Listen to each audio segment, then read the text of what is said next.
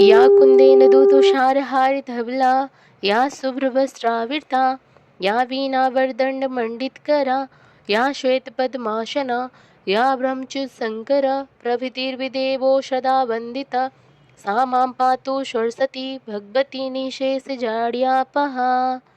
जय सरस्वती माता। आप सभी को बसंत पंचमी की हार्दिक शुभकामनाएं दोस्तों। जब शीत ऋतु की कठोरता समाप्त होकर धरती पीले पुष्पों से मुस्कुराने लगती है, जब वायु में मधुरता और मन में सृजन की चेतना जागृत होती है, तब प्रकृति स्वयं घोषणा करती है कि आज बसंत पंचमी है। जहाँ मौन हो वहाँ शब्द का जन्म आवश्यक है, और जहाँ शब्द का जन्म हो वहाँ माँ सरस्वती का प्राकट्य अवश्यंभावी है। बसंत पंचमी केवल ऋतु परिवर्तन का पर्व नहीं, यह उस दिव्य क्षण की स्मृति है जब सृष्टि को वाणी, बुद्धि और चेतना प्राप्त हुई। इसी दिव्य रहस्य का वर्णन हमारे उपनिषदों और पुराणों में अत्यंत भावपूर्ण रूप में मिलता है।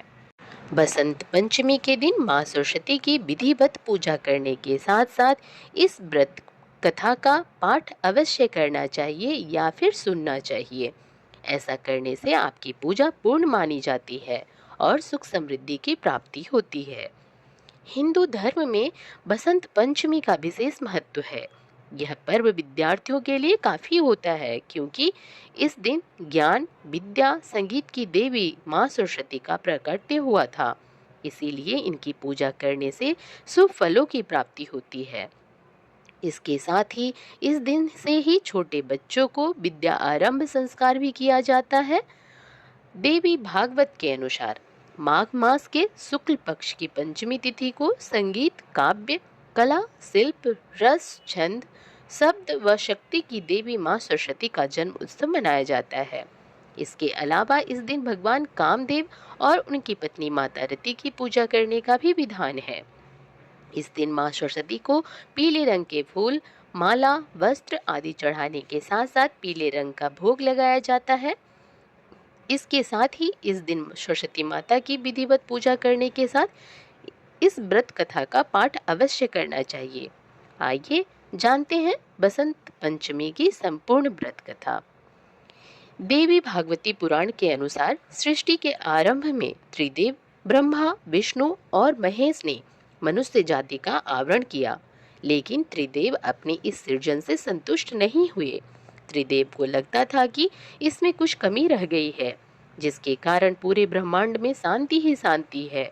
ऐसे में ब्रह्मा जी ने भगवान विष्णु और शिव से अनुमति लेकर अपने कमंडल से जल लेकर वेदों मंत्रों का उच्चारण करते हुए छिड़का, जिससे एक अद्भुत शक्ति का प्रादुर्भाव हुआ। यह प्रादुर्भाव एक चतुर्भुजी सुंदर सी स्त्री की थी, जिनकी एक हाथ में बीना और दूसरे हाथ में तथा अस्तु मुद्रा को संबोधित कर रही थी, जबकि अन्य दोनों हाथों में पुस्तक और माला थी। त्रिदेव ने उनका अभिवादन किया और उनसे बीना बजाने का अनुरोध किया। माता सरस्वती ने त्रिदेव का अभिवादन स्वीकार करते हुए जैसे ही बीना का मधुर नाद किया, तीनों लोकों के सभी जीव जंतु और प्राणियों को बीना की मधुर नाद प्राप्त हो गई। समस्त लोग बीना के मधुरता में भाव विभोर हो गए। माँ की बीना की मधुरता से समस्त लोक में चंचलता व्याप्त हो गई। इस कारण त्रिदेव ने माँ को सरस्वती के नाम से संबोधित किया। जब यह प्रकट हुई और ब्रह्मा जी के अनुरोध पर उन्होंने अपनी बीना से ब्रह्मा की रचना के जीवन प्रदान किया। जब उन्होंने बीना बजाना शुरू किया तो पहला अक्षर सा निकला, जो वर्णमाला 7 संगीत सुरों में से पहला है। इस प्रकार ध्वनि रहित ब्रह्मांड को ध्वनि प्राप्त हुई। इससे भगवान ब्रह्मा प्रसन्न हुए और उन्होंने सरस्वती का नाम भागेश्वरी रखा।